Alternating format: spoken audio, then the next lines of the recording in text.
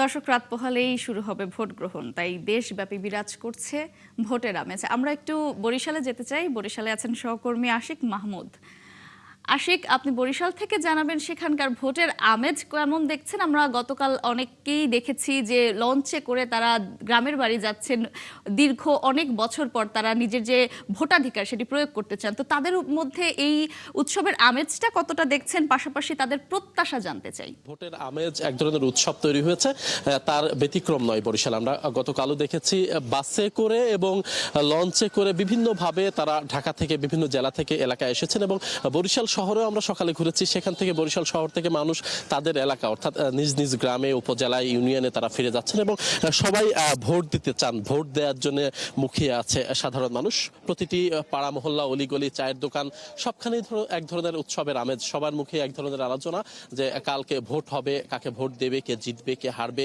এই যে সমীকরণ, সেই সমীকরণ কিন্তু সাধারণ ভোটাররা মেলাচ্ছেন এবং তারা বলছেন যে আগামীকাল সকাল সকাল তারা ভোট কেন্দ্রে যেতে চান।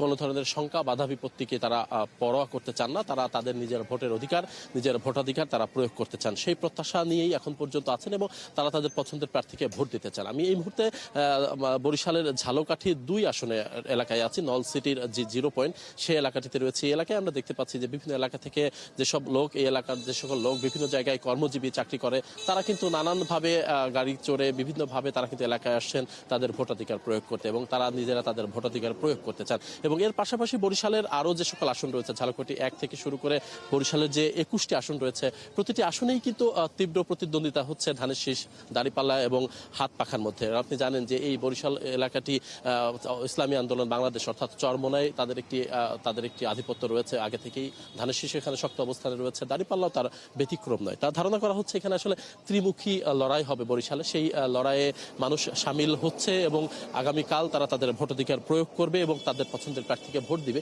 সেই প্রত্যাশা নিয়েই কিন্তু সবাই আছেন এবং প্রতিটি চায়ের দোকান থেকে শুরু করে প্রতিটি এলাকায় কিন্তু এক ধরনের নির্বাচনী আমেজ এবং নির্বাচনী গল্প যে কি হতে যাচ্ছে, কে জিতবে আর কে হারবে, সেই সমীকরণ কিন্তু ভোটাররা মেলাচ্ছেন এবং তাদের প্রত্যাশার জায়গায় রয়েছেন। তারা সৎ এবং যোগ্য প্রার্থীকে ভোট দিতে চান।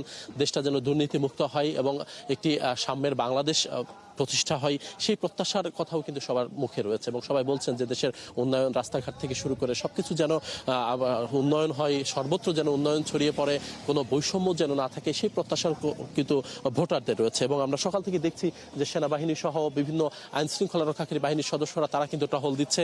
যে কোনো ধরনের অপ্রীতিকর পরিস্থিতি মোকাবেলায় কিন্তু তারাও প্রস্তুত রয়েছে। তো আমরা ধারণা করছি শান্তিপূর্ণ উপায়ে ভোট হবে, ভোটাররাও সেই প্রত্যাশায় রয়েছেন এবং কালকে হয়তো ভোটের পরে শেষ হাসি কে হাসবে, অর্থাৎ কে জয়ী হবে, কে শেষ হাসি হাসবে, সেটি দেখার অপেক্ষায় আমরাও যেমন রয়েছে এবং ভোটাররাও কিন্তু সেই প্রত্যাশায় রয়েছে। মটুসি, ধন্যবাদ আশিক। থাকবেন, আবারও যুক্ত হব বরিশালের যে নির্বাচনের প্রস্তুতি সেই খবর জানতে আপনার সঙ্গে। বরিশাল থেকে নির্বাচনের প্রস্তুতির খবর জানাচ্ছিলেন সহকর্মী আশিক মাহমুদ।